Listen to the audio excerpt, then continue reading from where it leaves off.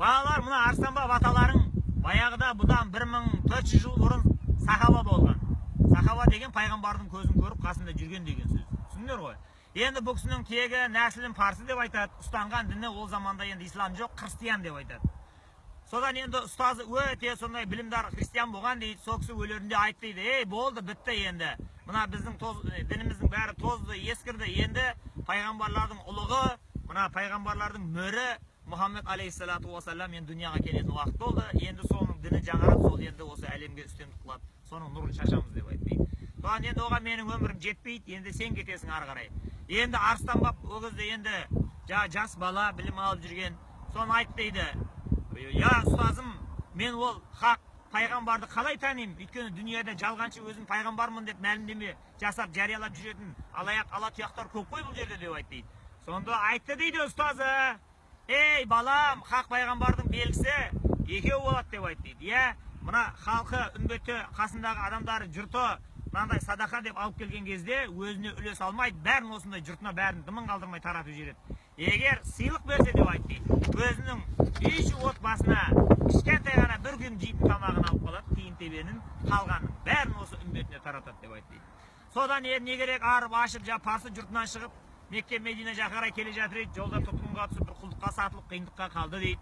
Содан одан да әйтеуір сөйтіп жүрген кезде әңгіме шықты дейді. Ойбай, пайғамбар шығыпты, хақ расул екен, Жебірейіл келеді екен, уахи береді екен, уахи алады екен, Құран сөз екен, Құдаймен тілдеседі екен деген әңгіме ду Хижаздың даласына кетті дейді тарап.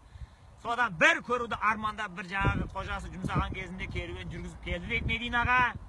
Сосын тұрып айтты дейді, кәні мен көрейін мұны, бұл хақ расул ма, шын пайғамбар ма, я жалғаншы ма? Соған жайлап келіп, жаңағы мешіттің ішінде отырады дейді, біреу, я Расулалла, сізге атаған бір садақам бар еді осында деп алып кетті, бір жаңағыдай тамақ, анау, мынау құрма жейтін енді бірдеңе тапқандай ғой енді сол заманда.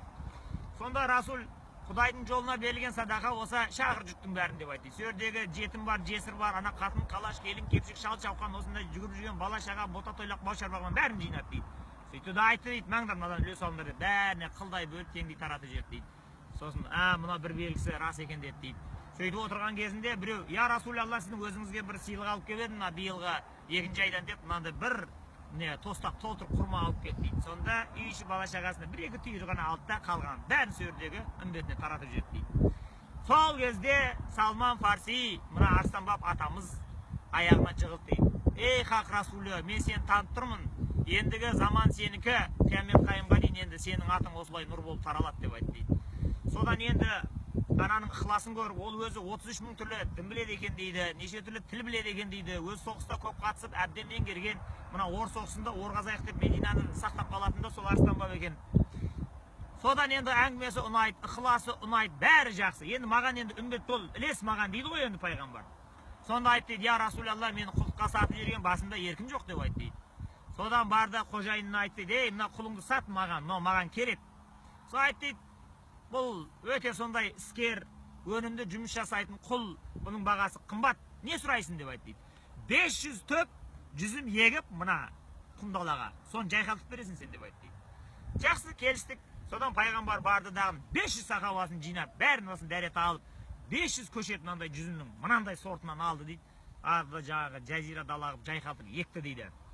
Сонда қызықты қараңдар бауырлар, 499 жүзімнің көшеті бісміллә деген кезде бәрі көгеріп көктеп жайнап, осылай шырмауықтары осы жоғары қарай өрлеп кетті дейді, бәрі көлеңке болып гүлдеп. Біреу ғана солып бір қирап қалып дейді. Сон Расулалла қаратты айтты, дей, мынау не хикмет, мынаны кім екті деп. Бұны Абу Бәкір Сыдық екті деп айтты.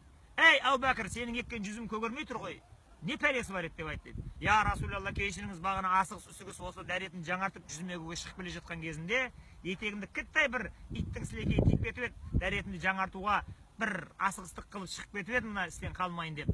Соның бір қарасы басқан болу керек деп айтты. Онда кейінгі ұрпаққа бәріңе сендерге де айтты сол кезде пайғамбарымыз. Ей, кейінгі ұрпаққа үмбетке айт, иттің сілекей денеңе тиетін болса, міндетті түрде дәретті жаңартсын, ол бәленің қарасы бар деп айтты.